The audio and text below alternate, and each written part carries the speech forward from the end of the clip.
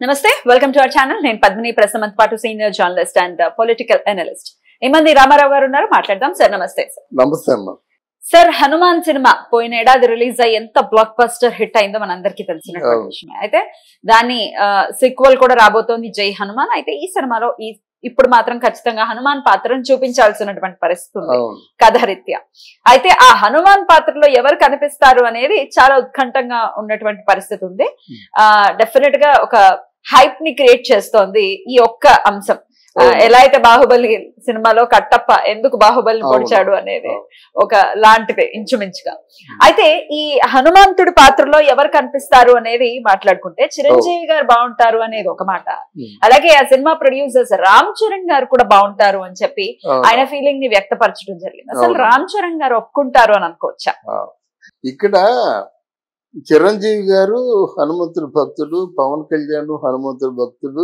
రామ్ చరణ్ అంటే హనుమంతుడే కదా రామచరణాలు పట్టుకున్నవాడు బాగుంటాడని ఆలోచించడంలో తప్పు లేదు అయితే ఇక్కడ వీళ్ళు ఒప్పుకుంటారు అన్నదే సమస్య ఒప్పుకుంటారా లేదా అనేది తర్వాత చిరంజీవి గారి సెంటిమెంటల్ గా ఏదైనా పురాణ పాత్ర చేసినప్పుడు అది కొంచెం ఆయన్ని డిసప్పాయింట్ చేస్తుంది ఫర్ ఎగ్జాంపుల్ మంజునాథ ఇలాగ చేసినప్పుడు అలాగే ఫర్ ఎగ్జాంపుల్ ఆపద్బాంధవుల్లో శివుడి క్యారెక్టర్ ఏంటి కొంచెం సెంటిమెంట్స్ ఉంటాయి పురాణ పాత్రలు చేయకంటే ఉంటే బెటర్ అనేటువంటి ఫీలింగ్ వచ్చాడు ఇప్పుడు ఆయన రమ్మంటే ఆయన వయసు కూడా సహకరించదు హనుమాన్ పాత్రలో మనం ఎంత జోష్ కావాలనుకుంటామో ఆ జోష్ అంత ఇవ్వలేడు కానీ చిరకాల వాంఛ ఆయనకి ఇట్లాంటి పౌరాణిక పాత్రలో చేయాలనో లేకపోతే సోషల్ ఫ్యాంటసీ ఫిల్మ్స్ లో చేయాలి అనేది ఆయనకి చిరకాల వాంఛ చాలా సందర్భాల్లో ఆయన ఎక్స్ప్రెస్ చేశారు కరెక్టే కానీ ఆయనకి ఇప్పుడు ప్రస్తుతానికి ఆయనకి సెంటిమెంటల్ గా అది కొంచెం దూరంగానే ఉంది ఇక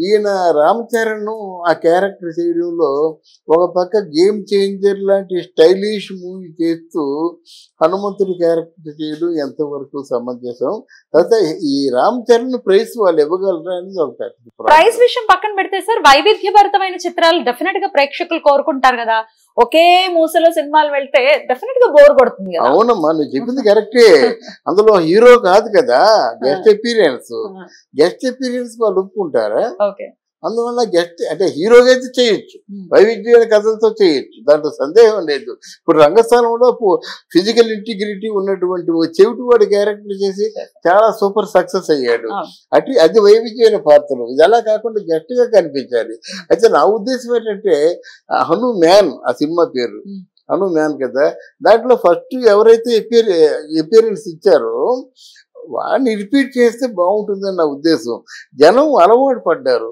జనం చూన్ అయ్యారు ఎంజాయ్ చేశారు ఆ ఎవరినైతే చూన్ అయ్యి ఎంజాయ్ చేశారో వాళ్ళని రిపీట్ చేస్తే అది ఓన్ చేసుకుంటారు కానీ హనుమంతుడు బాగాలేడు హనుమంతుడు బాగున్నాడు అనుకోకూడదు అక్కడ చూసిన హనుమంతుడిని ఎక్కడ చూసామని అంటే బాగుంటుంది అన్నమాట అదొక ఆలోచన డెసిషన్ వాళ్ళ ఇష్టం ఎందుకంటే ఆ హనుమంతుని చూసి జనం బాగా మెచ్చుకున్నారు ఆ హనుమంతుడు మంచి లాభాలు ఇచ్చాడు ఆ క్యారెక్టర్ వేసిన వాళ్ళు హనుమంతుడు అనుకుంటున్నారు అలాంటప్పుడు ఇలాగా ఏదో మార్కెట్ కోసం వీళ్ళు ప్రయత్నాలు చేస్తారు మార్కెట్ కోసం ఎవరైతే ప్రయత్నాలు చేస్తారో వాళ్ళకి మార్కెట్ ఉండదు సినిమాను బాగా తీద్దాం కథను బాగా తీద్దాం ఎవరైతే బాగుంటారో వాళ్ళే వేసుకుందాం అన్నటువంటి ఒక దీక్షతో సినిమా చేసే వరకే ఫలిస్తుంది అయితే రామ్ చరణ్ గారికి కూడా ఒకవేళ పెద్ద పెద్ద సినిమాలు గేమ్ చేంజర్ లాంటి సినిమాలు స్టైలిష్ ఫిల్మ్స్ ఇవన్నీ పక్కన పెట్టేస్తే డబ్బులు ఇవ్వగలరా లేదా అనేది కూడా పక్కన పెడితే ఇట్లాంటి అవకాశం రావటం అనేది జరుగుతుందా అందులో ఇది సక్సెస్ బాటలో ఉంది ఇంకా సీక్వెల్ మీద డెఫినెట్ గా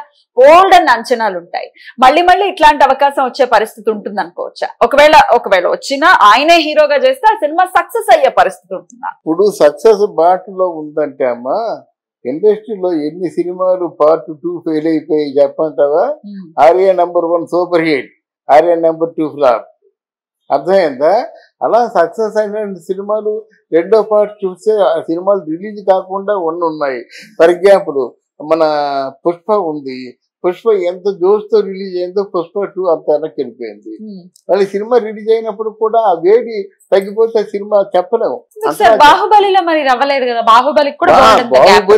బాహుబలిలో కూడా బాహుబలి 1 ఆడినట్టుగా బాహుబలి 2 ఆడలేదు కానీ రాజమౌళి మ్యాజిక్ అది స్థూలంగా బాహుబలి 2లో కథ ఏముంది చెప్పండి, ఏం లేదు.